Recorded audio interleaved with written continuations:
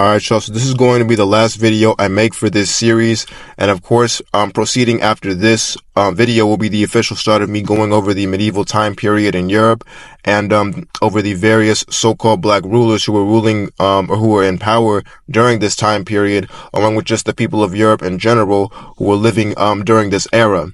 But before we get to that, we have to talk about something that may be deemed as quote-unquote controversial, which is pertaining to pertaining to so-called black people's history or their origins in America and how a lot of our people got to America. Of course, the main way in which we're told, and really not just us, but every other demographic for the most part, is told that so-called blacks came to America was primarily and really almost exclusively by way of the slave trade from Africa to the Americas, which is better known, of course, as the transatlantic slave trade. So much is made about this event and time period in conventional historical narrative, and a lot of it revolves around the concerted attempts to try and make the so-called black man and black woman believe that this is where our official history started. According to the historical narrative, so-called blacks had very little to no known recorded history anywhere in the world of note to teach of, in constructs like the educational system, and then even during quote-unquote Black History Month that we have out here in this country, and then even in things like movies or books that really only document so-called blacks as being slaves and nothing else. And this should let our people know that there is something not quite right with how our history is taught, because no other nation or race on the planet Earth gets told that their history started with slavery. Even other quote-unquote downtrodden groups, like the Native Americans, for example, get told that they built advanced civilizations and were the first settlers of this land that we call America today. They even get told that they had so-called blacks enslaved, which is where you allegedly get a lot of the black Native American groups like the Black Seminoles from. So even though they were colonized, and that colonization has been made to be a big part of their history, and most of which was orchestrated by so-called blacks, by the way, the colonization of America was. But even though that's part of their history, they still get told that they were something more before they became conquered and ultimately became almost as downtrodden in their communities as so-called blacks are in our communities today. And the reason why they do this is because obviously they don't want us to know who we really are and how a lot of us actually came here into the Americas, at least those of us who weren't already here as the Aboriginal Americans. Okay, but what oftentimes isn't mentioned and will probably never get mentioned is how a good amount of our people came to this country through three different means, not just one, which of course we know which was through the slave trade from Africa to the Americas. As I already mentioned, a lot of so-called black people were already here in the Americas, particularly in North America, and probably even in greater numbers in South America. But that will be a series in and of itself later on down the line when I do my series on the so-called black Native Americans. But the third way our people came here was from Europe, through a lot of the conflicts that were going on in Europe around the 17th century to the 18th century, as well as our colonization of America, especially North America. Most, if not all, of the 13 colonies were named after so-called black monarchs. Colonies like Virginia, which was named in honor of the Virgin Queen Elizabeth I. Even one of the more prominent cities in Virginia, where some of the first slaves were brought to in North America in 1619 were taken to, was Jamestown, which was named after King James VI/I. And then you have others like Louisiana, which was named after Louis XIV, and then the Carolinas, which were named after King Charles I, and also Charleston or Charlestown, North Carolina, which was named after his son, who was deemed or dubbed as the quote-unquote black boy during his lifetime, Charles II. That city in North Carolina was named after him, and then so on and so forth. These colonies were created by so-called blacks. Okay, and even the colonization of South America, which was first commissioned by Ferdinand II of Aragon, who was the king of Spain at the time, and then later it was continued on by Charles V, Philip II, Philip III, etc. All of those were initialized. All of those colonization missions were initialized by so-called blacks. So that is one way our people came to the Americas from Europe. But the more prolific way in which blacks came from Europe to the Americas was through being transported over during the aftermath of a lot of the internal conflicts that were going on in Europe at the time. I briefly mentioned one of those conflicts in my second video from this series, where I talked about the Jacobite rebellions. But adjacent to this conflict that was going on all over the British Isles was another conflict that was going on mainly in Scotland, which was known to history as the Highland Clearances. So let's talk a little bit about the Highland Clearances and see who these people were that were being kicked out of their home country in Scotland. So the events that predated the Highland Clearances shape what eventually would come to pass during this traumatic event in Scotland's history. First, there was the deterioration of the clan system, which was something that was in place for hundreds of years until the reign of King James VI and the First, who kept a lot of the clan chiefs away from their clans for extended periods of time by making them perform tasks away from their respective towns in Scotland. And King James did this so that the clans would feel more compelled to pledge their allegiance to him and the British/Scottish crown rather than their clan chief, and this would be something that eventually would become a normal way of thinking amongst the Highlanders, this led to them getting involved in an event that would occur hundreds of years after the reign of King James VI and the First, that showed just how much the Highlanders had become more loyal to the kings rather than their clan chiefs. This was an event that I referenced in my second video in this series, which was the Jacobite rebellions. And as I was able to show in that video, a lot of the Jacobites that tried to fight for the restoration of the Stuarts in England, Scotland, and Ireland after they had been replaced by the Hanoverians were so-called black, but I'll reintroduce that a little bit later. But yes, the Highland Scots had gotten involved in the Jacobite rebellion due to the feelings of allegiance that they had towards the Stuart line of kings, which was even more fermented when a legislation known as the Act of Union of 1707 was introduced to these countries of England and Scotland and sought to unite the kingdoms together. The Highland Scots felt that a union between them and the English was not in their best interest, so this created an even more widespread opposition to the new monarchs of England. This did not bode well for the Highlanders though, and this led to the English monarchy, led by King George I, to disperse garrisons of English soldiers all around the Scottish Highlands to suppress their opposition against the king and encourage their need to rebel any further. All of this culminated itself in 1746 at by far the most well-known conflict of the Jacobite rebellion's history, which was the Battle of Culloden, which resulted in a crushing defeat of the Jacobites at the hand of the British Army and led to a lot of the Jacobites, who many of which were members of Highland clans, to be either imprisoned and shipped off to another country or just straight up killed after they had been found attempting to flee. And the end of the Battle of Culloden was essentially the last straw for the British monarchy and their tolerance of the Highlanders, so they went about trying to find any reason possible they could to extricate the Highlanders out of their ancestral homelands. One of the main ways they justified exiling the Highlanders from their isles was through the burgeoning wool trade in Scotland, which caused landowners who presided over the territories that had belonged to a lot of the Scottish Highland clan members to adopt this belief that sheep were far more valuable financially than the people who were working on those lands at the time, essentially stating that sheep were worth more than people. So this led to an organized removal of a lot of the Highlander population from their ancestral homelands.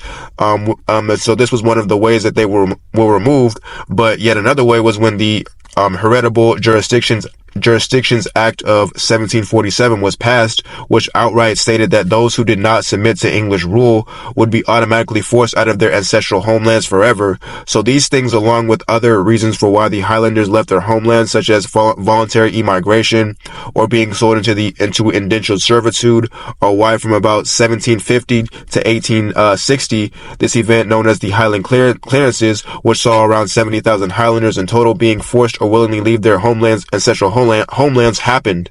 And as I stated earlier, most of the Scottish Highlanders and Highland clans were so-called black, and a large percent of the estimated 70,000 exiled Highlanders emigrated to America, and this emigration didn't take place all at once, but in multiple different waves.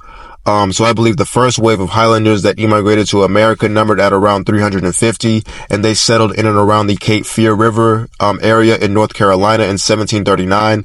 But the second wave would prove to be far would prove to be by far the biggest one, which numbered around like 20,000 or so Highland Scots that also immigrated to the Cape Fear area in North Carolina.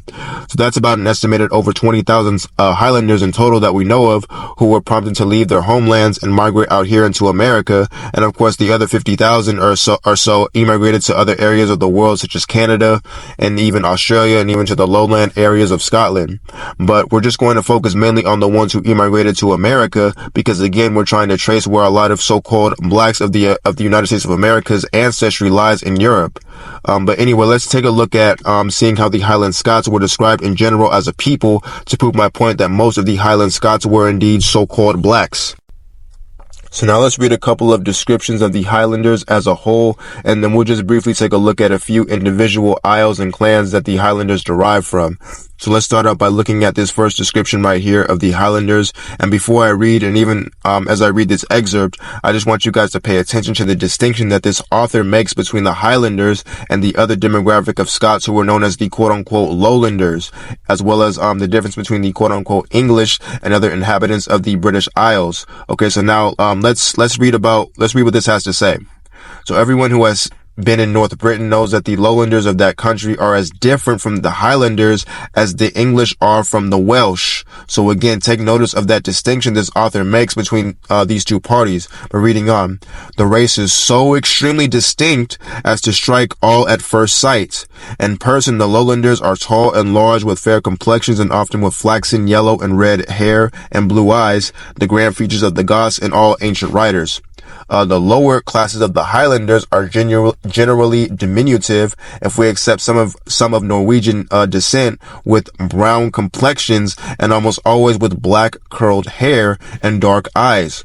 So a couple of things here. For number one, I told you guys to pay attention to the distinction this author makes between the Lowlanders and the Highlanders for a reason, and it's because of the clear intentional distinction this author makes between the two, not only as a culture, but as an entirely different race of people altogether.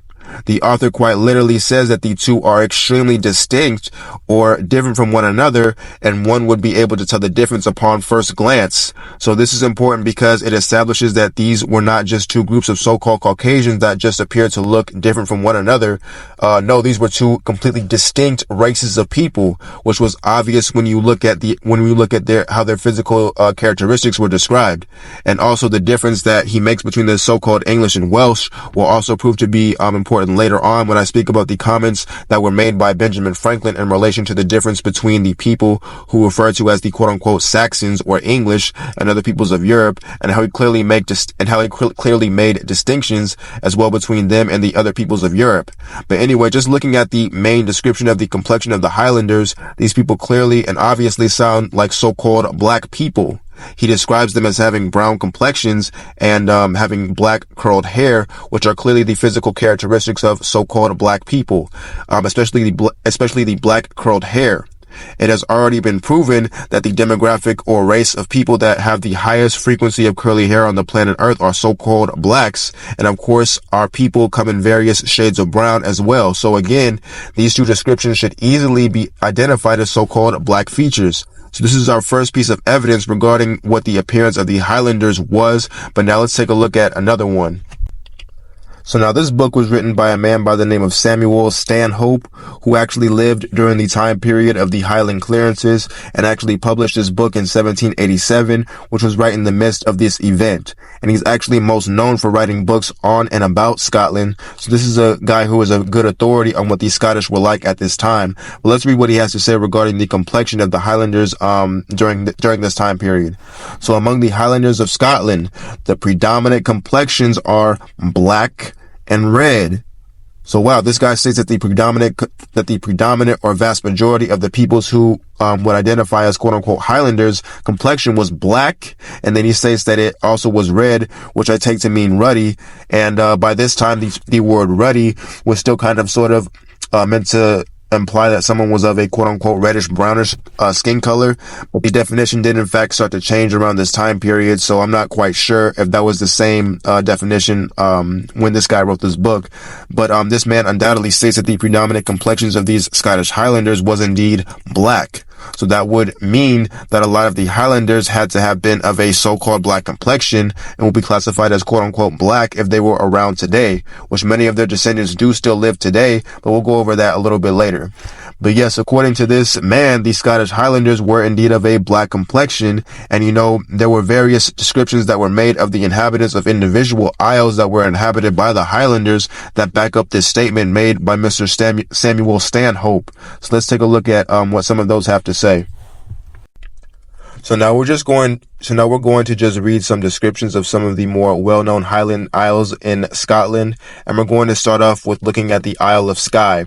And this description was cited from a man who quotes a historian who wrote a book titled A Description of the Western Isles, and his book actually predates the Highland Clearances. So this description was made way before any of the Highlanders were even kicked out of their lands, and still maintained their original physical characteristics. So let's read about how the Highlanders of Skye were described in this book. So the inhabitants of this isle are generally well proportioned, and their complexion for the most part black. So once again, we see another man who lived during the time of the original inhabitants of the Scottish Highlands that states that they were indeed of a black complexion. So now let's look at another one. So let's read and see how the inhabitants of the Highland Scottish Isle of Jura were described. And this is from the same book, and from the same exact man who wrote the book, Description of the Western Isles in Scotland. So now let's read what this guy has to say here. And once again, just keep in mind that he wrote this book, the author of this book wrote this book way before the Scottish Highland Clearances were even taking place. Let's read his description real quick here. The natives here are well proportioned, being generally black of complexion and free from bodily imperfections. They speak the Irish language. And I wanted to just add that last part about them speaking the Irish language in there, because that's going to be a very important thing to remember for later on. But once again, another Highland Scottish Isle, another Scottish island and Isle inhabitants were described as having a black complexion. So this is a common theme that should be clear as to why it keeps being seen. Is because once again, these people were clearly of so-called black color, or they were of so-called black complexions. The Highlanders were. But let's just take a look at one last description of the Highlanders from this same book. And this time we're going to take a look at the Highlanders that came from the Isle of Colonial. And I want to take a look at them because there is an interesting dichotomy that is made between the, again, original Scottish Highlanders and the modern inhabitants of the Scottish Highlands, which shows us that the true Highlanders, for the most part, no longer exist there anymore. But anyway, let's read what this has to say about the inhabitants of Colonial. So the inhabitants are generally well proportioned and of a black complexion. They speak only the Irish tongue. So again, remember that last part of this sentence for later. But anyway, we can see clearly here that the inhabitants of the Isle of Colonial were described as having a black complexion, right? And again, this book that I'm reading from was published before the Highland Clearances. I believe the exact publication date of its release was like 1695 or 1699, but either way, it was made before the Highland Clearances. So we see how they were described before the clearances. So now let's see who their replacements were, how their replacements were described real quick. So now this book was published almost 20 years after the Highland Clearances were over. Okay, so by now the Aboriginal Highlanders had been kicked out, and now there was a new crop of so-called Highlanders that were introduced into isles like Colonial, which of course was the aforementioned isle I just read about in my last description. And we read how they were described before the clearances. So now let's read how they looked after. So in Colonial, fair and sandy hair is frequent, and the complexion is usually fair. So now this is a stark contrast to how the Highlanders that inhabited Colonial were described before, right?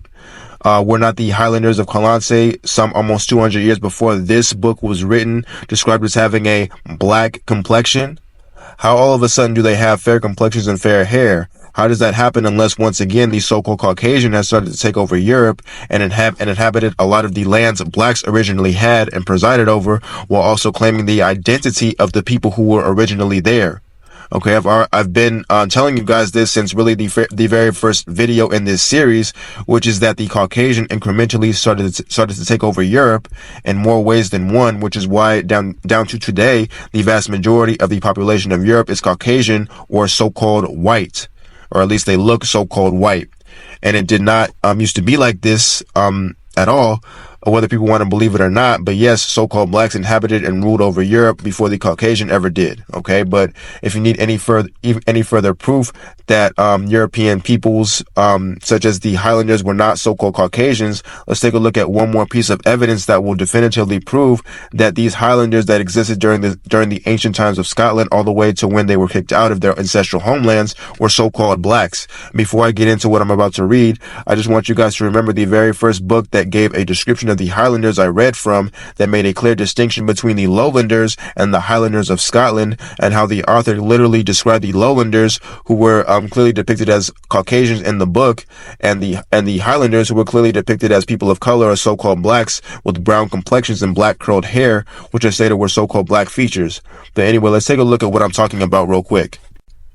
So let's read this quick little excerpt right here that will help us understand how the Highlanders were described, again, before they were completely kicked out of Scotland, while the Highland Clearances were going on from 1760 to 1850. Okay, so let's read what this excerpt states about how the Highlanders were classified by a British soldier who actually founded the colony, today the state of Georgia, James Oglethorpe, and he lived during the midst of the Highland Clearances. James Oglethorpe did. So let's see how he classified the Highlanders and who he likened them to. So starting with Calloway. So Calloway borrows his title from Georgia's founder, James Oglethorpe, who raised a motley army of white people. So now if the Highlanders were indeed so-called Caucasians, they should have been placed under this category, right? But let's read further to see who they were grouped with. So they were grouped with, white people, Indians, and Highlanders to fight against Spanish Floridians. In Oglethorpe's time, many Britons categorized Highland Scots and Indians as savage non-whites. So, this is very, very interesting. The Highland Scots, people of Scotland, Europeans of Scottish descent who are supposed to be Caucasian, are described as non-whites by this man, James Oglethorpe, who once again lived while the Aboriginal Highlanders were still in Scotland. We've already seen how they were described as uniformly being considered people of brown and black complexion by actual people who visited the Isles of Scotland and saw what the inhabitants of the Highlands looked like. And once again, the very first description I read of the Highlanders that described them as having a brown complexion and black curled hair stated that they looked completely distinct from the fair complexion and fair-haired Lowlanders who were not of Scottish descent. I believe they were so-called German or English, but they weren't even the real descendants of the Germanic peoples or the English Anglo-Saxons, but that'll be another story for another day. But just getting back to the point, yes, the Highlanders were so-called blacks, and those of you who have surnames like Morgan, Murray, Grant, Monroe, Stewart, Campbell, Graham, McNabb, Buchanan, Kinnan or McKinnon, Donald, MacDonald, so on and so forth, chances are you are descended from the so-called black Scottish Highlanders who were victims of the Highland Clearances and migrated out to America. But there were, of course, other groups of Europeans that migrated and were shipped out to America in droves of tens and hundreds of thousands. One of these groups being the Irish. Now there were many Irish immigrants that arrived from Ireland to America. They numbered about 250,000, that arrived during America's colonial period, and then from 1720 to 1820, 468,400 were arrived from Ireland to America. But one of the many ways the Irish came to America when they first arrived was by slavery or indentured servitude, mainly in and around the mid 1600s, around like 1650 to 1660. A lot of these Irish slaves slash servants were also sent to areas like the Caribbean, to areas like Montserrat, and a good number of them, not every single one, but a good number of these Scottish Irish convicts that were sold into slavery were so-called black. If you guys remember a little bit ago, I referenced how the Highlanders of Jura and Colonial, who were both documented to have been of a so-called black complexion, were also documented as being natural native speakers of the quote-unquote Irish tongue or dialect. And the reason for this is because the ancient peoples of Scotland and the Irish have always had an interconnectivity with one another starting with the reign of a Irish/Scottish king named Kenneth MacAlpin, when they were both united as two kingdoms. But the connection goes back even farther than this, from around the time of the Roman occupation of Britain, as was documented by the 6th century British monk Gildas, who himself alluded to the fact that the Scots, which was actually a term that was originally in reference to the ancient Irish, which were where we get the word Scotland from, but he referred to the Scots and the Picts, or the native inhabitants of Scotland, as a quote-unquote duskish swarm of vermin. The word duskish is derivative of dusky, and I believe I went over in my last video very briefly that the term dusky quite literally meant something that is tending to blackness. So Gildas was basically calling the Scots and the Picts a people of color, and we can see that this has to be correct because, again, their descendants such as the Highlanders of Jura and Colonial, along with a bevy of other Highland Scottish tribes, were documented as being a people of color, or so-called black in complexion, right? So this infusion of cultures between the Irish and the Scottish peoples led to the ancestors of the Highlanders, who were the Picts, to adopt things such as the Gaelic language, which was created by the ancient Irish and was still being spoken by themselves and the people of Scotland around this time period when the Scottish and the Irish were being kicked out of their lands. And once again, these two groups of people were so-called black, both the Scottish and the Irish, or at least the original Scottish and Irish. That were coming under siege by people like Oliver Cromwell, who was kicking a lot of the Irish from their native lands after he came into power after the death of King Charles I of England. And again, a lot of these Irish who were made into indentured servants and even outright slaves were being shipped to places like America and even the Caribbean, and the presence of the Irish, mostly the ones that were people of color, caused the need for a book to be written, which questioned the presence of people in Ireland who had Irish last names, but were, for number one, so-called black, and for number two, did not have any ancestry that came from African slaves. But let's see what I'm talking about and take a look at the book From Whence Came the Black Irish real quick.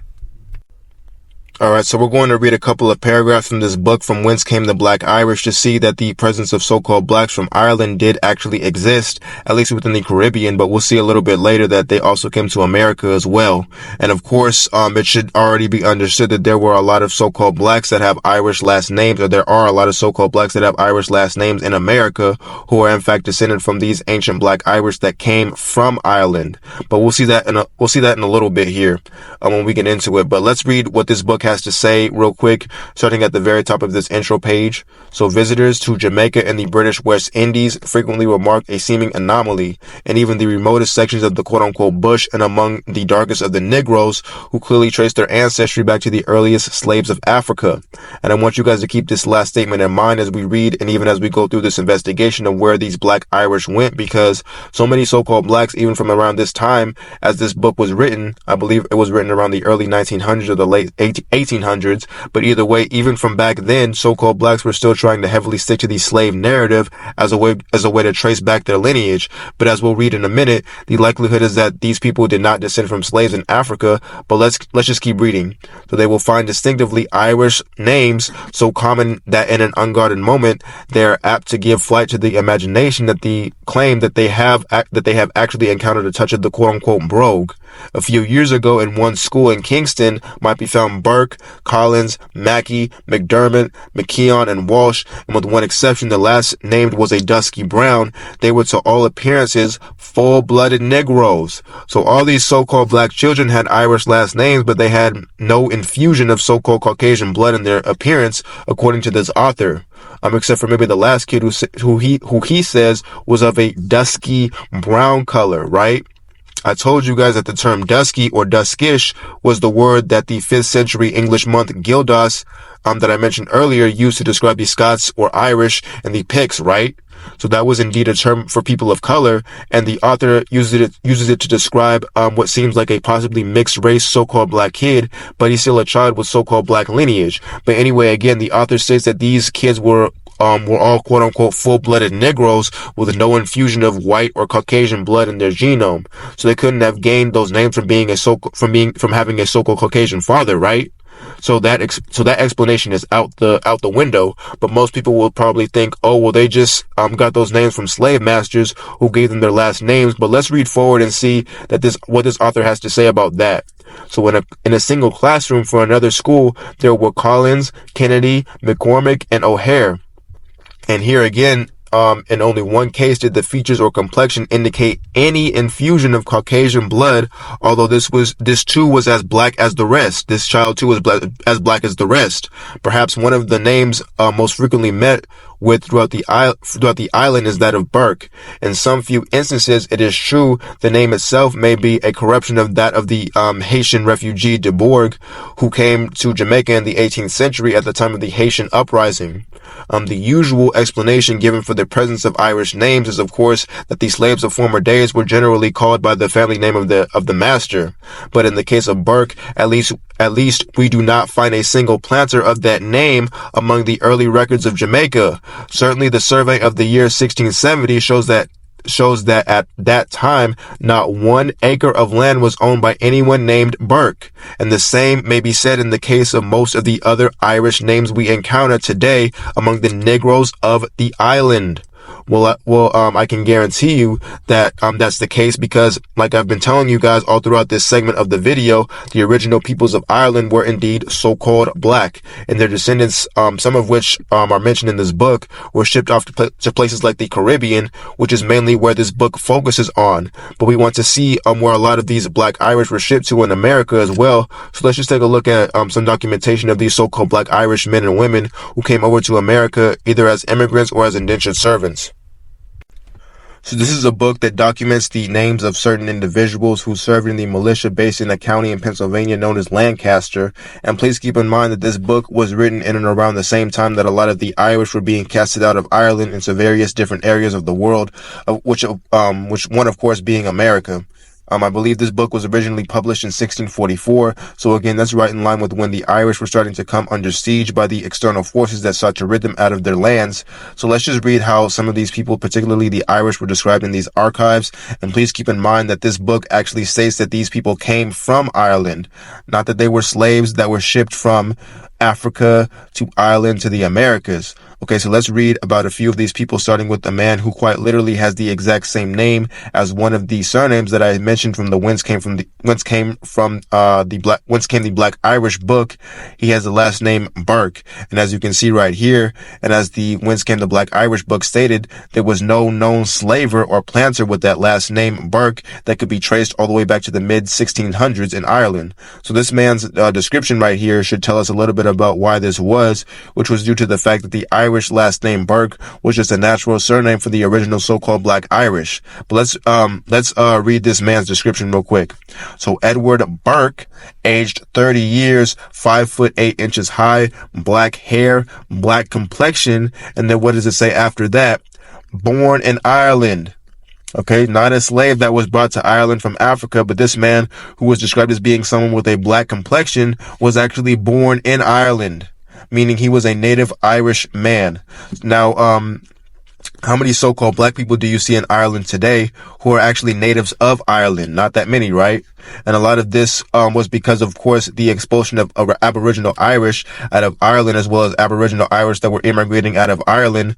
But also a lot of the original Irish were killed off, especially over the decade-long time span from 1641 to 1652, where it's been documented that about 550,000 Irish were being killed off by Oliver Cromwell and the English. And a lot of these were the Aboriginal so-called Black Irish men and women that had inhabited Ireland for centuries. So this is where a lot of the Black Irish went, and it's also why so many Caucasians reside in Ireland today.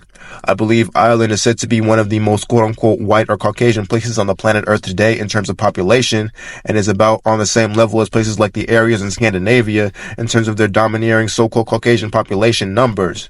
But anyway, let's read more descriptions that are given in this book about Irishmen who were documented as being people of color, because this one Irish man that I just referenced is far from the only one that is mentioned. So now this description, along with a couple more descriptions of so-called black Irishmen who are listed in this book, will get my point across that there were a multitude of these quote-unquote black Irish that existed and actually came from Ireland, which was their native homeland. And the aboriginal so-called black Irish and other Europeans will be a topic that I will cover in far greater depth in later series that I have coming down the pike later on. So this is just a little snippet of what I will show when I do those series. But anyway, let's take a look at some of these Irish men and how they were described, starting with this man right here, John Campbell. So John Campbell, aged 40 years, 5 feet 8 inches high, black hair, black complexion, and was born in Ireland. So yet again, another so-called black Irishman that was originally from Ireland, as it states right here. He was born in Ireland. So let's go down and see another one real quick. So let's read how this man Samuel Crawford was described, and that name Crawford is actually derivative of, I believe, the Anglo-Saxon or even the Anglo-Normans, which were a composite of Normans and Anglo-Saxons. So this guy might not have been an Irishman by lineage, but we'll just read his description anyway because it'll just help further prove that so-called blacks did in fact have a history that went all the way back to other European groups like the Normans and the Saxons. And a lot of so-called blacks that have that last name have that last name Crawford today. A lot of you guys most likely have your lineage that going back to the Anglo-Saxons or even the Anglo-Norman ancestry. But anyway, let's just read this description of Mr. Samuel Crawford real quick. So Samuel Crawford, aged 20 years, 5 feet high, 5 feet 5 inches high, black hair, black complexion, and then it goes on to say that he was born in Ireland, but again, he might have just been an immigrant into Ireland and not an actual Irish man, but he was still clearly a so-called black European man. So let's take a look at another one. So now let's see how this man William Griffin was described. And again, this last name Griffin is another last name so-called blacks have as well. And it has its origins mainly in the Welsh and Irish. So if you have this last name, it most likely is your real last name. But let's go about reading this description of William Griffin real quick. So William Griffin, aged 25 years, 5 feet 10 inches high, black hair, black complexion, born in Ireland. So once again, yet another so-called black Irishman that is listed from this document. So it should be obvious by now that there were indeed native so-called blacks that came from Ireland and had a history in Ireland going back some centuries. But even still, I want to just go over a couple more people on this archives list just to get my point across. So let's read about this man right here named John Harkin. And even though this excerpt states that he's from America, that last name Harkin actually goes back to Ireland and to the old Irish Gaelic name O'Hare Can. So this is most likely an Irish immigrant that went to America, but let's read his description. So John Harkin, age 23 years, 5 feet 10 inches high, brown hair, black complexion. And again, it states that he was from America, but like I stated, his lineage goes back to Ireland as is evidenced by his surname Harkin. So now let's read another one real quick. So James Jacks, aged 54 years, 5 feet 8 inches high, gray hair, black complexion, born in Ireland. And then here's yet another one. Robert Kinney, 22 years, 5 feet 10 inches high, black hair, black complexion, born in Ireland. And then Neil Kinney, age 21, 5 feet 5 inches high, black hair, black complexion, born in Ireland. And then Barnabas Lafarty, age 27, 5 feet 6 inches high, black hair, black complexion, born in Ireland. And that last name Lafarty has ancient history going all the way back to the northern regions of Ireland. So this man was for sure a native Aboriginal Irish man. And then going down to a man by the name of Thomas McCahey, who has a last name that also goes back to ancient Ireland, which means descendant of MacDa, and is found in the region of Ireland known as Ormond. And just as an aside, what's interesting about that region in Ireland known as Ormond is it was a territory that was ruled over by an Irish noble family by the name of the Butlers, and one of their descendants, Thomas Butler, who was the, I believe, 10th Earl of Ormond, was a very close confidant of Queen Elizabeth I, who was the daughter of King Henry VIII. And this man, Thomas Butler, was described as having a black complexion, just like the various other Irishmen that I've read about so far in this video. So he was another Irish man that was described as having a black complexion. And again, the family he derived from, the Butlers, were an ancient Irish family from that region of Ormond. So if any of you so-called blacks have that last name Butler, that again is a surname that could be indicative of your real lineage or of your true lineage. And by the way, Thomas Butler was not the only so-called black person that was close with Queen Elizabeth I. She had many so-called blacks in her court, who she would give nicknames to that will reveal that they were indeed so-called black. I believe she called Thomas Butler her quote-unquote black husband. So that should be indicative of not only his true physical appearance, but also the true physical appearance of Queen Elizabeth herself, who she was described herself as being a woman of swarthy complexion before she started to lighten her face later on in her life with makeup to hide her age. But that will be for another day when I go more in depth into the Tudor dynasty in England. But I just want to read a couple more descriptions of some more black Irish men that are described from this archive. So Adam McPherson, age 24, 5 feet 8 inches high, brown hair, brown complexion. So obviously a man of color having a brown complexion. And of course, he was born in Ireland.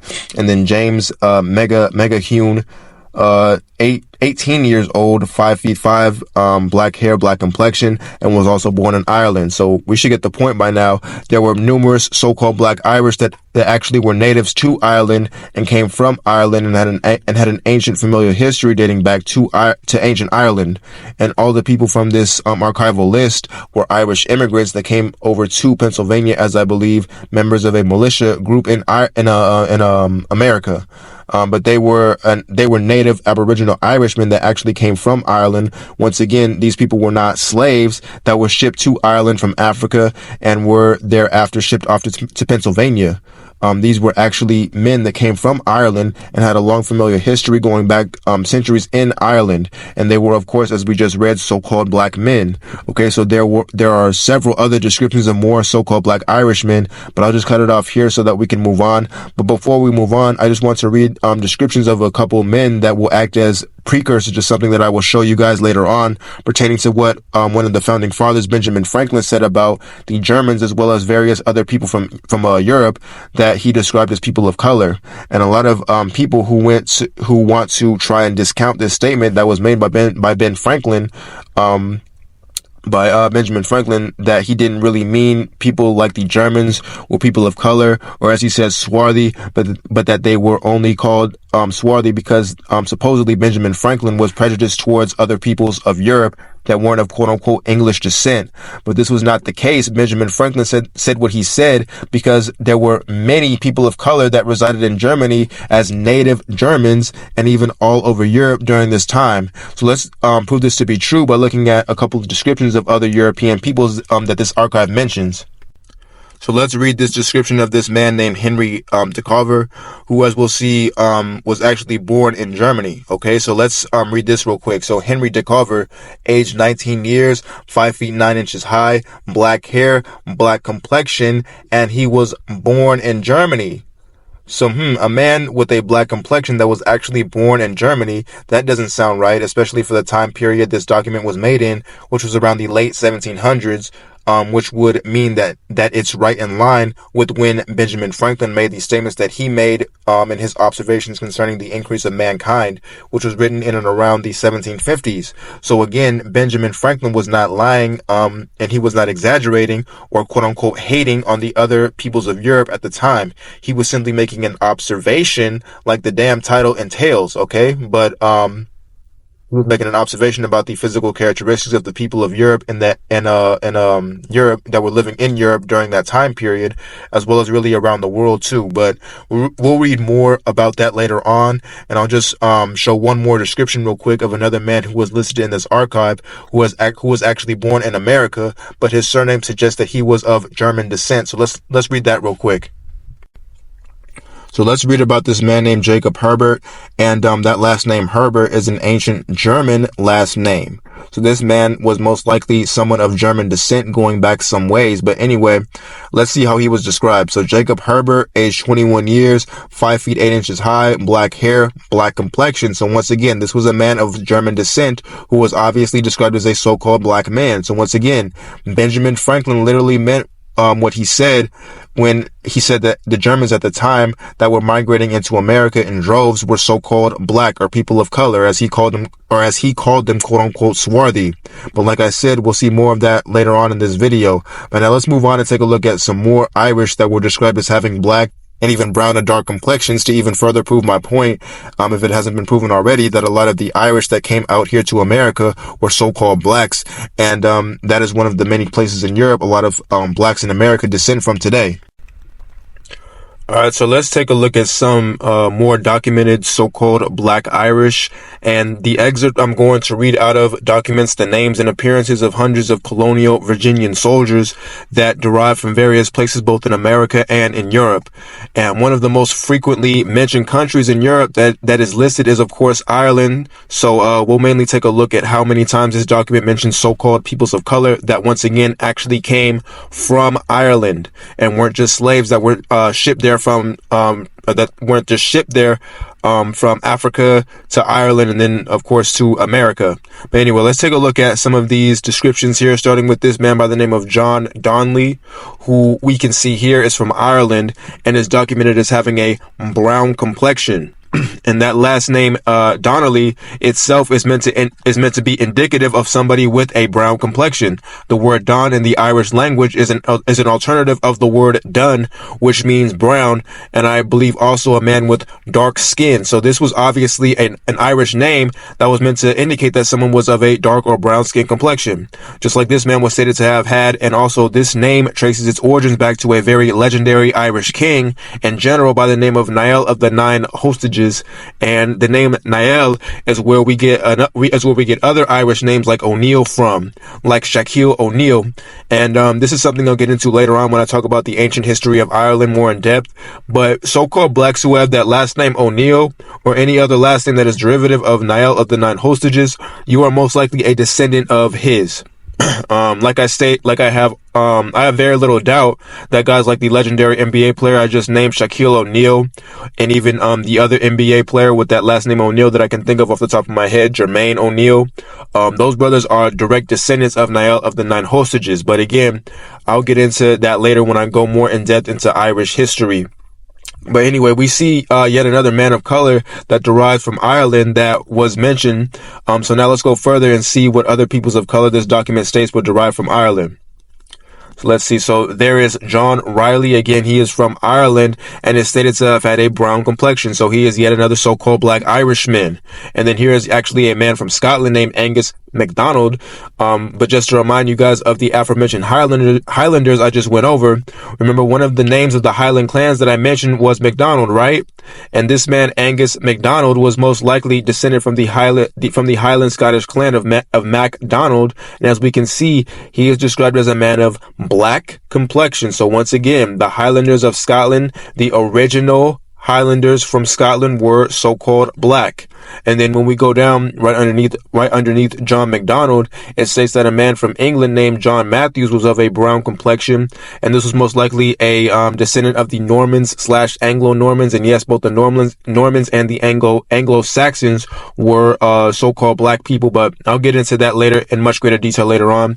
But going down, there's another man named Samuel French, who was described as having a black complexion, and he is said to have derived from Maryland, but his name derives from, of course, French, Anglo-Norman, and even Irish and English origins. So this man was most likely a so-called Black European that descended from one of those factions. And then just below him, there is yet another so-called Black Irishman named Benjamin Barrett, who was described as having a brown complexion. And then even going down, we can see a man by the name of John Hedgeman, who was described as having a black complexion, and his name goes back to medieval England. So he was either likely a descendant of the Anglo-Saxons or the Normans.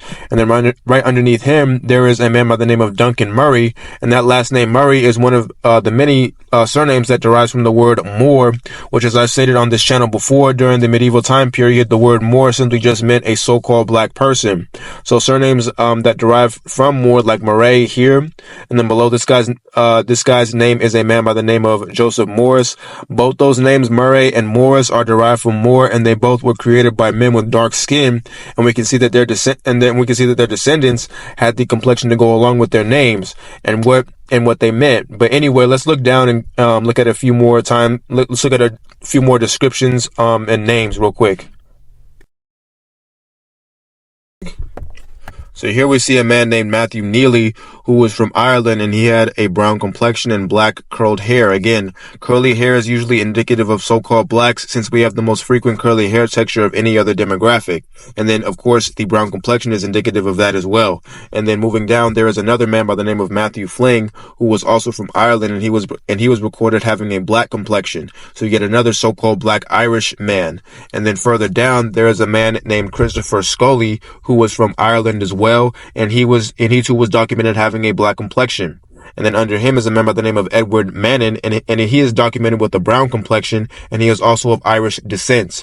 And then here is another Irishman named David McGinnis, who was also from Ireland, and he is said to have had a black complexion. But more interestingly, underneath him is a man by the name of John Gale, and he is also described as having a black complexion, but the reason why I say that he's a person of interest is because, for number one, his name goes back to the Anglo-Saxons. Okay, that name Gale was an ancient Anglo-Saxon name, and I believe it is also Irish as well. But that's even more titillating. What's even more titillating is the fact that this surname Gale is also of Hebrew or Israelite origin, and this is something we'll see as I move forward with these various series I have coming down the line on medieval Europe, and that's how the medieval Europeans interrelate with the Israelites. But because there are plenty of surnames, European surnames, that go back to the medieval time period and even back a little bit further than that are of quote unquote Hebrew origin. So that is something that I will definitely address on this channel, and then even on my biblical channel, which is about to kickstart real soon here. But anyway, let's just see a few more sources that documented the existence of so-called Black Irish, and then we'll move on to the final thing that I want to show in this series. Okay, so now this is a book that documents the names of runaway European servants. And if I haven't mentioned this already, the first people who were kept in servitude out here in America were not so-called Black Africans. A lot of the Europeans who were fleeing or being kicked out of Europe were forced to become indentured servants and even slaves when they were shipped off to whatever region they were shipped off to, whether it be America or the Caribbean or even places like Australia and other areas in Europe. They were made to be indentured servants once they reached those foreign countries. And a lot of them were so-called Caucasians, but a good number of them were also so-called Black as well. But the vast majority, or the vast amounts of Caucasians that were shipped out to places like America, they are the ancestors of a lot of Caucasians that were living during the antebellum time period, as well as down to today, which is why only so few people could own slaves during the transatlantic slave trade time period. But I'll talk more about that in other series. But let's just read the descriptions of a few of the Irishmen that are mentioned in this book. So starting with a documentation of these two escaped European servants, we'll start here with this. So let's read what this excerpt has to say. So ran away from the subscriber living in King George County, a convict servant man, one named William Neal, is an Irish man of middle stature, black complexion, and has on the back of his head a remarkable bald spot. So we have William Neal, who was, as this states right here, a native Irishman who was once again of a black complexion. We've seen a multitude of those throughout this entire segment of this video, so it should be no doubt that there was such a thing as so-called Black Irish that existed. As I've already stated a number of times, the original Irish were in fact so-called blacks. But again, this will be something that I will talk about more in depth when I do my independent series on the history of Ireland. And then also, this last name Neal is indicative of this man, William Neal, being a descendant of the legendary Niall of the Nine Hostages that I mentioned a little bit ago. But he and his descendants will also be another story for another day, Niall of the Nine Hostages. But let's look at another Irishman of color that's listed in this book. So let's start off where it says Washington. So Washington described Edward Ormsby, the third member of the Swarthy group, as a small, thin Irish fellow of a swarthy complexion. So we see here that this Irish man named Edward Ormsby was described as a man of color or a swarthy complexion man.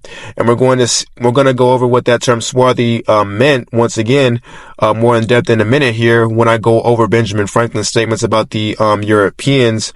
And what they looked like well into the 1700s. But we'll get to that a little bit later. So now let's move on and look at a couple more Irish that are mentioned from this book. So let's read this description of an Irishman named Patrick Burke. Again, that last name Burke is one of the names we saw earlier from the Whence Came the Black Irish book. Okay, so it mentioned the last name Burke that was found frequently amongst so-called blacks in the Caribbean, that according to the author had absolutely no trace of Caucasian slave owners who had that name on that island at all whatsoever. So we should know by now why that was, and it's because those so-called blacks who had that last name Burke, or who had last names like Burke and the other Irish names that it listed, that were found on the island, those were actually descendants, or those were people who actually had ancestors that came from Ireland and were most likely part of the many convicts and indentured servants that were taken out of Ireland and shipped off to regions like the Caribbean. So this man Patrick Burke, who, if you look at his description, states he had a brown complexion. So he was no doubt a so-called black Irishman, or really an Aboriginal Irishman. So let's look at one more description of an Irishman from this book. So let's read about this Irish convict servant named McCown. So McCown is a slender, neat-made, important Irishman of middle stature, brown complexion, very dark eyebrows and beard. So you get another Irishman of color that is mentioned from this book. And then here we have just a few more Irishmen who are documented having a brown complexion. Okay, and then here's a description of a man with that last name O'Neill that I've mentioned a couple of times. And like I've stated, so-called blacks with that last name most likely descend from Niall of the Nine Hostages. So, but we should get the point by now concerning the Irish. A lot of the so-called blacks that came to America from Europe came during the migration, as well as the involuntary extrication of Irish men and women from their native land. And a lot of you so-called blacks that have Irish last names or surnames, especially ones that entail someone who has a dark complexion, names such as Dunn, Donnelly, Dolan, Donovan, Dwayne, Doyle, McDougall, McDowell, Kerr, Kern, Dougal, Duff, Durham, and many more surnames. These are Irish surnames that mean dark or brown or even black in complexion, and are mostly in reference to, the Aboriginal families of that region in Ireland, or of that country, Ireland. So if you have any of these last names or any variation of these names, you're most likely a descendant of the so-called black Irish men and women that were Aboriginal to that country. So that would do it for the Scottish and Irish immigrants over here to America. But some may ask, what about the rest of Europe?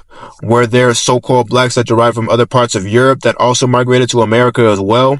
Well, the answer to that question is yes. Yes, there was. And one of the founding fathers who I've referenced all throughout this video, Benjamin Franklin, made mention of these so-called black Europeans in his famous essay entitled Observations Concerning the Increase of Mankind. This is a very controversial piece of documentation that a lot of people of different races have tried to interpret over the years. So so-called Caucasians tried to state that the reasoning for Benjamin Franklin referring to certain types of Europeans as quote-unquote swarthy is due to the fact that they were looked down upon by Ben Franklin and other so-called English white people, because supposedly they believed that they were somehow separate from a lot of the other peoples in Europe and were even better in a sense than them. But this doesn't really make any sense, because when you look at these statements that he makes about Africans, and then as well as quote unquote Middle Easterners or Orientals and Native Americans, he just describes them as they appeared physically according to what was known about their physical characteristics at the time. But we'll see that in a minute here. But the other perspective of what Benjamin Franklin states comes mainly from so-called blacks who believe that when Franklin calls the Europeans swarthy, he is stating that they were a people of color, because as we should know, the term swarthy did in fact mean people who were of various different shades of brown.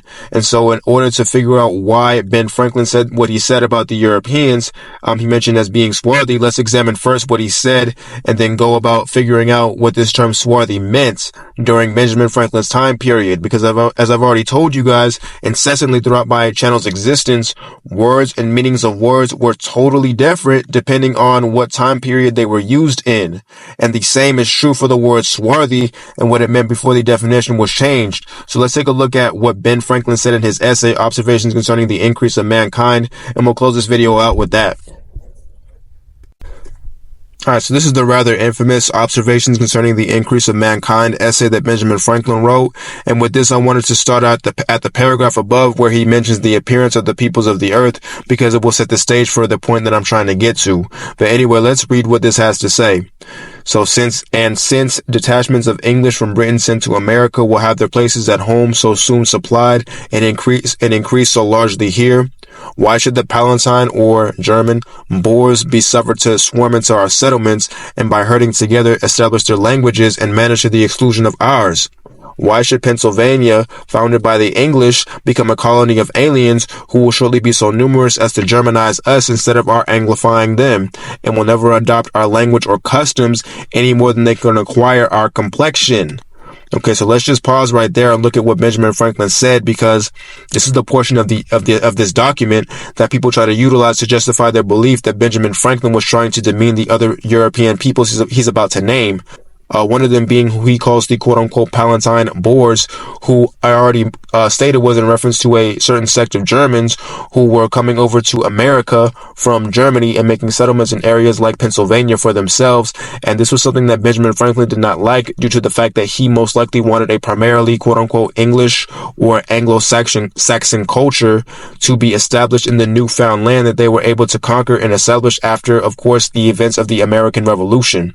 So one could say that Benjamin Franklin partly wanted to exclude these other cultures, including the European ones, so that the English or Anglican cultures could persist in America and not be challenged by other incumbent pervasive cultures that may try to supersede what Benjamin Franklin and his English counterparts had established. Because you have to remember that the quote-unquote founding fathers or earlier settlers of America who fought for America's independence from Great Britain hadn't done so at the time that this document was created. Benjamin Franklin wrote this essay in 1751, and of course, the Declaration of Independence wasn't signed until August the 2nd, 1776, and America's independence wasn't recognized until a few months before. So these early settlers of America were still trying to firmly establish themselves in their newfound home that technically wasn't even theirs yet, because it was still under British rule. So this was the most likely reason why Benjamin Franklin was so recalcitrant in allowing the other European countries to come and invade America. But make no mistake about it, Benjamin Franklin did not make the comments about the complexion of the Germans and other Europeans that were starting to come over from Europe into America in more and more droves, because he wanted to demean their physical appearances, as well as making them out to be less quote-unquote white than they already were. There's a reason why he states that the Germans cannot acquire the complexion of the quote-unquote English that Benjamin Franklin and the other settlers of America around the mid to late 1700s descended from. And if you remember from earlier when I read about the Lowlanders and how they differed greatly from the Highlanders in appearance, along with other demographics like the Welsh, the English were differed in appearance from the Welsh. And then when I went on to read the description of the Lowlanders at the time, and how they were described as being fair complexioned with fair or sandy hair, pretty much the appearance of a so-called Caucasian, well, that was because the Lowlanders came from the same stock that Benjamin Franklin alludes to in this essay, that being the English, and as he refers to as the quote-unquote Saxons. The Lowlanders, I believe, were among the first ones to speak the English language in Scotland, and that was because, again, they were of quote-unquote English descent. And as we're about to see, Ben Franklin describes the English as being one of the only quote-unquote purely white people in Europe, as well as on the planet Earth in general, because at the time, the other peoples of Europe differ greatly from a lot of the quote-unquote English Europeans that immigrated to America, just as the English Lowland Scotsmen differ greatly in appearance from the Highland Scots and even the Welsh. And the reason being was because, of course, they looked differently from what the English looked like back during this time period. But let's read the next paragraph to see what Benjamin Franklin was talking about when he stated that the Germans were of a different complexion from the English. Which leads me to add one remark, that the number of purely white people in the world is proportionately very small. All Africa is black or tawny, Asia chiefly tawny, America exclusive of the newcomers wholly so, and in Europe, the Spaniards, Italians, French, Russians, and Swedes are generally of what we would call a swarthy complexion, as are the Germans also, the Saxons only excepted. So we see here that Benjamin Franklin gives us an idea of what the different races of the world at the time in general looked like. And this is where my contention of Benjamin Franklin referring to these other European peoples that he calls quote-unquote swarthy was not in reference to him thinking that they were inferior in any way. Look at how he describes the Africans. He says that they were of a so-called black and tawny complexion, right? Which just means, tawny just means different shades of brown. That term tawny does. And then, of course, black is self-explanatory. So don't we see, or don't we already know that Africa, for the most part, has pretty much always been predominantly composed of people with an extremely dark or quote unquote black skin, as well as a brown complexion, a brown skin complexion, right? So there should be no question that their physical appearance was correctly identified. And then Asia, or what we would call today the quote unquote Middle East, is mainly comprised of people who have that brownish, or what some are referred to as quote unquote olive skin color, that they have always been known to have, right? At least during relatively modern times, because anciently the people who inhabited the Middle East were so-called black, but that's another story for another day. But we know today, and not so far back in history, the peoples in the Middle East have always been of a tawny or brownish skin complexion. And then he says the Native Americans were wholly tawny or different shades of brown, even though we know today the main principal body of people who were classified as quote-unquote Native Americans weren't the first Aboriginal settlers of America. They still are of a brown or brownish complexion. The Native Americans were. And even dating back before Ben Franklin's time period, the Native Americans were referred to as quote unquote copper colored, which was a phrase that was used to refer to Native Americans in allusion to their brownish, reddish skin complexion. And so my point in saying all this is all these descriptions of these various peoples of the world that he gives before he mentions the Europeans are accurate according to what we know these different demographics look like over the course of history. So if this is the case, why is it that only the Europeans are allegedly described how they are being described by Benjamin Franklin because of some sort of superiority complex he felt his nationality group had over other Europeans? So then the question begs to be asked, was Benjamin Franklin really trying to demean and diminish these other European peoples he lists, or was he just making an observation based off of what he knew at the time about how the peoples of Europe looked, and even other peoples around the world looked? The title literally states that a lot of the statements that Benjamin Franklin made were observations that he was able to make concerning the state of affairs of the world at the time. So in my opinion, these statements that were being made were nothing more than Benjamin Franklin's perspective on what these different peoples from these different countries looked like at the time. That's obvious when you look at the accuracy in which he was able to describe these other groups of people apart from the Europeans to how we know them to look to this very day. So with that being said, now let's evaluate what this term swarthy means and why he referred to these Europeans as such. Because a lot of these European peoples that Franklin lists are some of the last people you think of when you think of the word quote unquote swarthy and what it entails. The Russians, Swedes, and even the French, and of course the Germans, those people today make up some of the biggest quote-unquote white or Caucasian populations on the planet Earth, especially places like Germany, Russia, and Sweden. Those are along the lines of what a lot of Caucasians who are proponents of the racist theory known as Nordicism believe that the groups of peoples known as Nordics or Teutones or which just means Germanics or German people, and later Aryans derived from. So the fact that Benjamin Franklin is stating that these groups of people or these groups of Europeans who were immigrating over to America were of a swarthy complexion is quite glaring. But one of the main arguments that people will use to try and disapprove those who state that these people who were called swarthy by Benjamin Franklin because they were mainly they were mainly people of color or so-called blacks is because of the different wording Benjamin Franklin uses to describe the Europeans from the Africans. Of course, he describes the Africans as being as being black and tawny, but he describes the Europeans as swarthy, and that's supposed to mean that the Europeans weren't black because they weren't literally described as such like the Africans. But the thing with this is that the term swarthy didn't just mean black, it also meant different shades of brown, which is why when you take a look at dictionaries that were actually made in and around Ben Franklin's time period, they'll say that swarthy meant black, but it also meant tawny and dusky. And when you look up the definition of dusky in dictionaries like this one, the Samuel Johnson dictionary that I believe was originally published just 4 years after Ben Franklin made his statements in this essay, it is defined as inclining to darkness and even inclining to blackness. So this term dusky essentially meant black or dark, or like it states, a color inclining to black. So like a dark brown type of color is what this term dusky meant. But what's interesting is if you pay close attention to how this dictionary defines swarthy, it says that swarthy meant both black and tawny. which are the exact same words that Benjamin Franklin used to describe the Africans in Africa, right? So essentially, Benjamin Franklin stated that the Africans were swarthy as well. It's just he didn't use that exact word for the Europeans like how he used it for the Africans, and or he didn't use that exact word for the Africans as he did for the Europeans. And also because the Europeans they had a wider spectrum of brown to dark brown and even so-called black complexion people who were exceedingly dark, whereas Africa either had people who were quote unquote black in complexion or tawny, which is like light to about medium brown in complexion.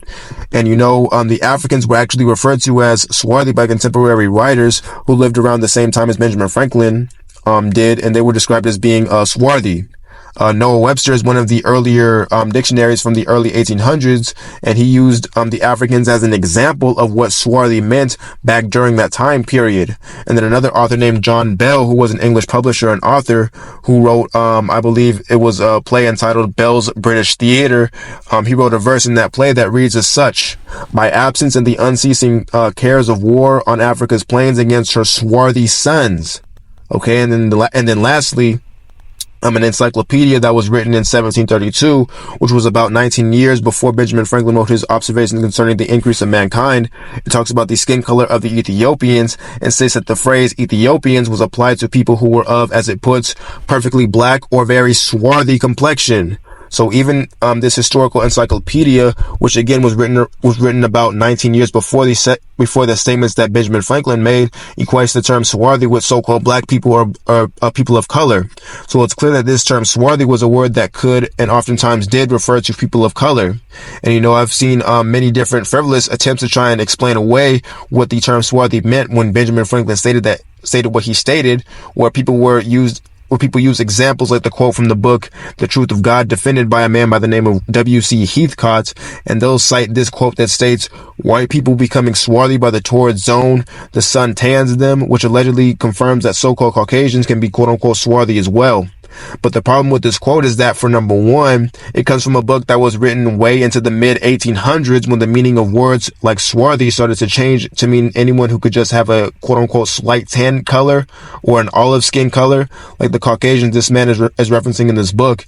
And then for number two, it states that the Caucasians were made swarthy by exposure to the sun. They were not naturally swarthy, but Benjamin Franklin makes no mention of the Russians, Germans, Swedes, French, Italians, or Spanish being made swarthy due to exposure of the sun or exposure from the sun. Okay, as a matter of fact, places like Germany and Russia and even Sweden are once again known for the paleness of the inhabitants of these countries, which allegedly mainly derives from the cold climates they live in. So these people who Benjamin Franklin described as swarthy couldn't have been so because of their exposure to the sun. So how did they become quote unquote swarthy? Well, the obvious answer to that is they had to already have been peoples of color naturally, without any influence from the environment they lived in. What's also interesting is going back to the first point that I addressed, where I stated that people will try to argue against Benjamin Franklin calling these other European inhabitants swarthy because that was their actual skin tone, and he just called them that because he looked down on other European populations that either weren't quote unquote English or Anglo-Saxon. What's interesting about that is Benjamin Franklin was not the only one during this time period who referred to the various peoples of Europe as people of color. There were many different historians and documentarians that stated that the Russians, Poles, the Aboriginal peoples of Sweden, known as the Laplanders, Welsh, Spanish, Italian, and various other Europeans were people of color, or as Benjamin Franklin put it, swarthy, black or brown complexion people. So let's just take a look at some of those statements regarding what the appearance of the Europeans was at the time, and then we'll close this series out. First, we're going to take a look at how the people of Spain were described looking like according to historians that existed even before Benjamin Franklin made his statements and observations concerning the increase of mankind. And of course, the people of Spain were one of the groups that Franklin mentioned in that essay. So this will provide us with a certain level of confirmation as to whether or not Benjamin Franklin was telling the truth about the appearance of the Spanish during his time, or if he was just saying what he was saying because he thought the people of Spain were inferior to himself and people who were a part of English culture. So let's read this first description of the population of Spain during the late 1600s going into the 1700s, which was right around the time Benjamin Franklin lived. So let's read this description real quick. So the people of Spain are of a swarthy complexion, black hair, and good proportion. Okay, so we can see here that the people of Spain were described as a whole being a people of swarthy complexion, just as Benjamin Franklin said they were when he included them in his group of quote-unquote swarthy Europeans. And just in case you need a reminder of what swarthy means, here it is right here again, as well as the other forms that the words come in. The word swarthy itself means dark of complexion, black, dusky, and tawny. And then when you look above swarthy, various other forms of the word are seen, and words like swart, which means which was a Middle English word that quite literally meant someone who was black skinned. And then when you look up the definition of the word, and then below that is swarth, which means black, darkly brown, and tawny. So swarth basically gives us the same meaning that swarthy gives us, but it's a bit more visceral with its wording, because instead of using the word dusky like swarthy does, it already says that swarth or swarthy complexion is a person of a dark brown complexion, which is essentially what dusky meant. It meant someone with a dark brown complexion. And then it lists tawny, which means anywhere from medium brown to light brown. So again, the word swarthy encapsulates more than just the word black, which is why I stated earlier that it is incorrect to state that Benjamin Franklin delineated the people of Africa as being a people of color or so-called black from the Europeans, just because he used different wording to describe the Europeans as swarthy as opposed to the Africans being described as black or even tawny. And that doesn't mean that he wasn't saying that they too weren't a people of color. The word swarthy encapsulates both black and tawny anyway, as we can clearly see in this definition. So again, Benjamin Franklin was basically just saying that the Europeans he mentioned had complexions that could range anywhere from black to dusky, or more dark, or a more dark brownish color, to even swarthy or medium to light brownish in color. But either way, he was describing them as people of color or so-called black. But anyway, let's look at one more description of the people of Spain. But with this description, I'm going to use the memoirs of the Secret Services of John Mackey book, and the author of this book, a Scottish spy named John Mackey, is going to describe a couple of noblemen who had complexions that he deemed fit to liken unto the Spaniards, because it was their general appearance during that time. So let's see what I'm talking about right here. So now let's read this description of first Daniel, Earl of Nottingham, who was a very important political figure during the transition of power from the House of Stuart to the House of Hanover. And I could really utilize this book and the descriptions John Mackey gave of these noblemen as more evidence of a so-called black presence that existed in Europe well into the 1700s. But I'll probably use it for another video series later on. But let's just read what John Mackey says about the appearance of Daniel, Earl of Nottingham, and who he likens his complexion to. So we'll start here where he says he hath also the exterior air of the business and application enough to make him very capable in his habit and manner, very formal, a tall, thin, very black man, like a Spaniard or a Jew.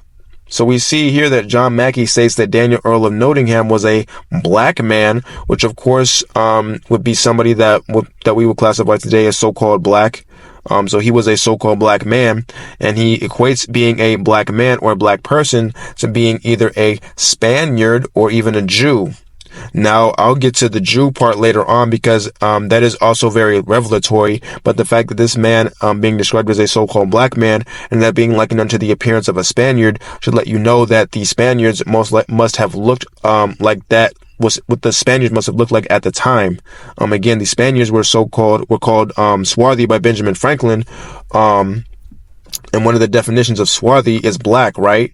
So again, for you people who stated that Benjamin Franklin wasn't calling the Europeans black or people of color, just because he didn't quite literally use the word black to describe their complexions, please do some more digging and check out what that term swarthy meant, as well as what other terms and definitions of terms meant at the time that they were being used. Because as we're seeing right now, the people of Spain were a people of color during Benjamin Franklin's time, and even during John Mackey's time, which predates Franklin a little bit, because he did did a lot of his spy work in England during the time of the Glorious Revolution in between 1688 to 1710, and I believe he ended up dying in 1723, and Benjamin Franklin wasn't born until 1706, and didn't start a lot of his work until like the mid 1700s. But still, they lived around the same time period, and during the time period of being alive, the people of Spain were in fact so-called blacks, or people of swarthy complexion. But let's look at one last description John Mackey gives of a man who he describes as so-called black, and likens him to a Spaniard. So this is going to be a description of John Methuen, the ambassador to the King of Portugal at the time. So let's read what he has to say about this man's appearance and why it's likened unto a Spaniard's. So he is a man of intrigue, but very muddy in his conceptions, and not quickly understood in anything.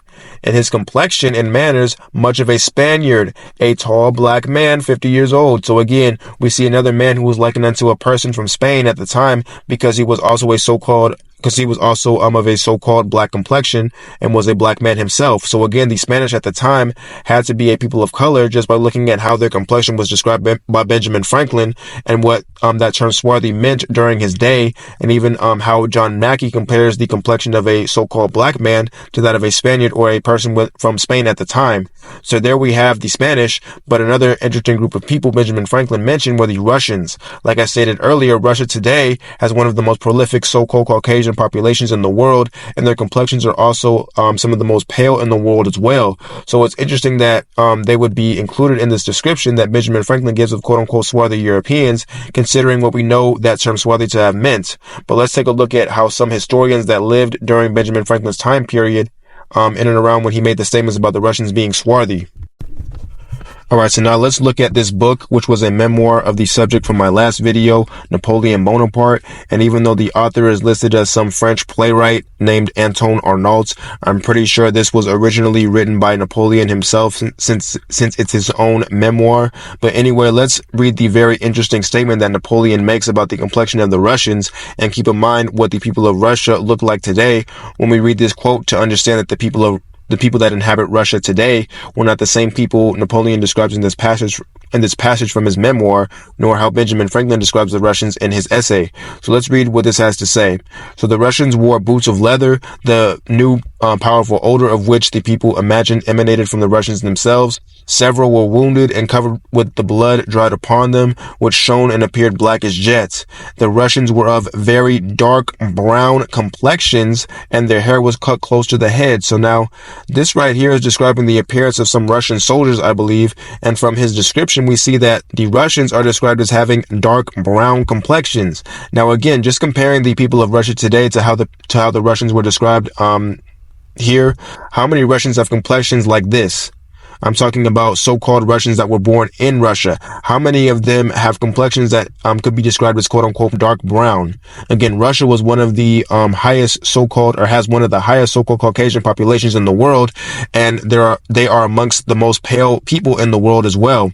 So how could these native Russians have had the complexion that they had if, again, they were a different type of people from the Russians who inhabit that country today? Just like how the Russians who Benjamin Franklin described as swarthy were different from the Russians who reside in Russia today as well. Again, keep in mind what swarthy meant. Swarthy was a word that originally meant black, dusky, and tawny in complexion. That's what it meant, and the word that was a slight alteration of swarthy, but pretty much had the same meaning as which was swarth, meant black. That word swarth meant black and even darkly brown, right? Which is what I stated that term dusky for the most part meant. So this first-hand account describes what the Russians looked like at the time, which was around, I believe, the early 1800s, a little bit after Benjamin Franklin's time, but still within the same vicinity of time. But this description fits what Benjamin Franklin stated about the Russians being so-called swarthy in complexion. So again, the Russians around this time period had to have been a people of color or so-called black. But the description that's given in this book only gives a rundown of the appearance of some Russian soldiers who, although they may have come from Russia, they of course aren't the whole population of Russia. So now let's look at a more general description of the Russians as an entire population. So let's read this excerpt real quick about the general population of the Russians and even some other European groups. So Dr. J.R. Forrester observes that the Bohemians, Poles, Russians, and Slavonians have in general a brown complexion, black eyes, and black or brown hair. So here again, we see that the Russians, along with the Polish, Bohemians, which is like a Czechoslovakian type, and then the Slavonians, which is in Croatia, were described by this man, J.R. Forster, who I believe his full name was Johann Reinhold Forster, who was a German naturalist and Calvinist pastor who lived during the time period of Benjamin Franklin, and wrote a lot of his literature around Franklin's lifetime as well. But this man describes all these ethnic groups in Europe as having brown complexions. In the case of the Russians, it's the same exact description we just saw from Napoleon's memoirs, and again, it falls right in line with what Benjamin Franklin stated about the Russians at the time being a people of swarthy or anywhere from black to different shades of brown in complexion. And again, this man, J.R. Forster, lived during Benjamin Franklin's era in history, so the fact that these two descriptions match one another should show that, for number one, this is how the Russians actually looked like, and two, Europe must have looked real different at this time from what it does today. Because when you just look up the general population of these other nations of people that are listed, again, like the Russians, their population is predominantly so-called Caucasian, and their complexions are anywhere from pale to maybe slightly tanned, which derives from mostly when they bask in the sun during the summer, but their natural complexions are actually pale. None of the descriptions I read of the Russians and even these other European peoples that are listed in this particular description indicate that they only are brown in complexion because their skin has been tanned by the sun. So these were most likely the natural complexions of the Russians, and one last indicator that can be used in order to confirm that the Russians were originally of a brown or even of a so-called black complexion is how they created their icons to originally look like them in their complexion. So let's just take a look at a few things regarding the Russian icons and how they originally made their icons to look. So let's start off by reading this entry that describes the appearance of a Russian icon. I believe this icon is meant to depict the Mother Mary, as well as other religious figures that the Russians also created icons of. So let's read what this has to say. So this celebrated nestling place of the Iberian mother consists of one undivided area. She herself, however, is in a kind of sanctuary hollowed out at the further end. The immediate space in front is adorned with many pictures of saints and filled with silver candlesticks and other glittering ware. She sits in the half-darkened background in the midst of gold and pearls. Like all Russian saints, she has a dark brown, almost black complexion. Okay, so again, these Russian icons that were made by the Russians themselves had dark brown, almost black complexions. Now, what group of so-called Caucasians would try to depict figures like the Mother Mary and even other Christian saints like the apostles and even figures that they venerated from their own pantheon of Russian historical figures that they deemed to be quote-unquote saints like this, of a dark brown complexion? We know how the Caucasian tries to depict religious figures like Christ and even the apostles today. So why would these Russians, if they truly were the direct ancestors of the Russians today, and if they looked like how the Russians look today, depict their religious figures with dark brown, almost black complexions? Here's an example right here of the quote-unquote Iberian mother or Mother Mary and how she was depicted in a Russian icon. She is also surrounded by other quote-unquote saints or the 12 apostles who are all depicted as dark brown, almost so-called black-skinned. And so this is how the original Russians depicted these religious figures, because they themselves were of this complexion. We can see that in the form of how they depicted other Russian historical figures in their history, such as Saint Vladimir the Great and his son Boris and Gleb right here. And then even in this depiction right here, which depicts the glorification of Boris and Gleb as saints in the Russian Christian pantheon, you can see all these people are depicted as so-called black people with dark brown complexions. And then here's an icon of the quote-unquote old believers, who were a group of mainly Russian Eastern Orthodox Christians who maintain the rites and practices of the Russian Orthodox Church. And as we can see here, these are all so-called black people. And then even figures like this man right here, who was a Russian reverend named Nikola Sviatosha, if I'm not mistaken, but he right here is clearly depicted as a black man here with a brown complexion.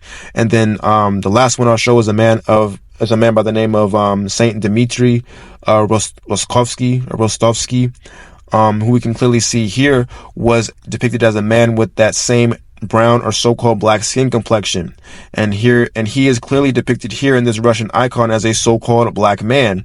So you guys should get the point by now, right? The Russians were indeed a people of color, just as Benjamin Franklin stated they were, as well as the other people I cited from stated they were.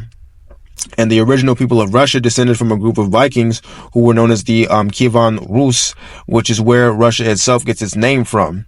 And the Kievan Rus were mainly comprised of Swedish Vikings. And how did Benjamin Franklin describe the Swedes? As swarthy too, right? So that even covers the Swedes as well, but I'll get more into that and how the Rus and the Swedes relate to one another in my next series, which I'll reveal is going to be a revisitation on the Vikings. So that'll be for the next series. But before I close this video out, I just want to show you guys a few examples of the quote-unquote swarthy Germans that Benjamin Franklin outlined the most of out of all the other Europeans in his essay. These swarthy Germans descended from the people of Germany who inhabited that country during the medieval time period and even a little bit before. These medieval so-called black or swarthy Germans were of course all over the place and made up the bulk of the population in Germany during this time, just as Benjamin Franklin said they did. But just one area of Germany where these so-called black Germans could be seen very frequently at was a province known as Bavaria, which is near the southeastern side of Germany. One of the most prominent families of this area were a family by the name of the von Grumbachs. And the von Grumbachs were, of course, so-called blacks, which is evidenced by one of their coats of arms right here. This is clearly an image of a so-called black person that is displayed on this crest. But I can already see the comments now pertaining to why this so-called black man is on this German family coat of arms. Oh, this guy was a slave. Oh, he was just an African servant of the Grumbachs that they had an affinity for whatever reason, and so they just decided to paste this image on their familial crest because they felt like he was part of their family. You know, the same nonsensical reasons that certain people try to use to justify why there is a so-called black man or black woman that is plastered on the front of a European familial coat of arms. But many of the von Grumbachs were depicted as so-called black. Two examples can be seen right here. Well, actually, excuse me, the woman that is depicted on the right was a member of the Grumbach family, but the man on the left, who was her husband, was the member of another German royal family known as the Maybachs or Massbachs. Okay, so, but sorry, you know, there are just so many German so-called black royal families that sometimes I just get them mixed up, you know. But yes, these two right here are examples of the swarthy Germans that existed. I want to say a little bit after the medieval time period or right at the tail end of the medieval time period. But either way, these are two examples of so-called black Germans. And then here's another member of the Grumbach family who was named Argula von Grumbach, and she is clearly depicted here on this coin as a so-called black woman. You can see the pronounced thick lips and flat nose that she had. So this is obviously a so-called black woman right here, who again was a member of the prominent Bavarian noble family known as the Grumbachs. So the Grumbachs were just one Bavarian royal family, but there were a bevy of them sprinkled all throughout, once again, just as one province in Germany. Here's one right here. These people were known as the Pappenheim family, and as you can see, their family crest features a so-called black man with a crown atop his head. And then here is a crest that represents a family from a region in Upper Bavaria known as Markt Mittenwald, if I'm not mistaken.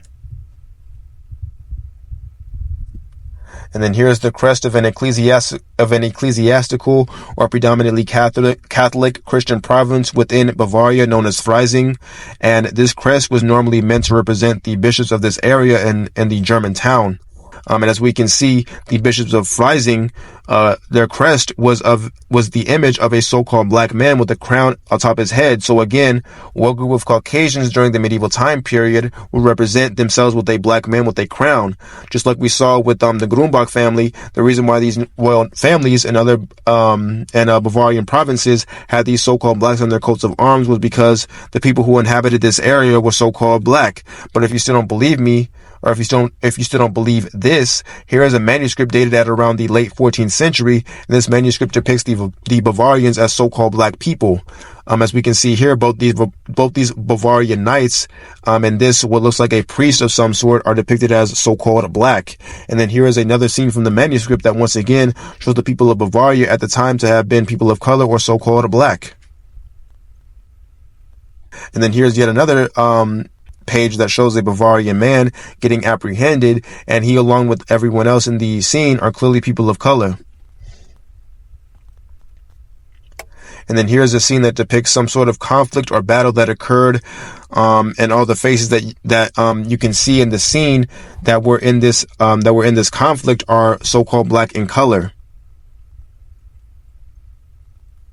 And then I'll show one last image from this manuscript, which shows Christ in the middle, and which shows Christ in the middle, and two either angels or knights. I believe these are two knights because they have shields with the cross of Saint George on them, which was a symbol that the knights had, which is a symbol that the knights brandished during the medieval time period or the Middle Ages, oftentimes. But anyway, whether they're knights or angels, the people of Bavaria chose to depict them as so-called black, and also they chose to depict Christ as a man of color as well. So again, the people of Bavaria were indeed so-called black people, and they were just one portion of the quote-unquote Swarthy Germans that existed all over Germany well into the 1700s during Franklin's time period of being alive, that were migrating into America.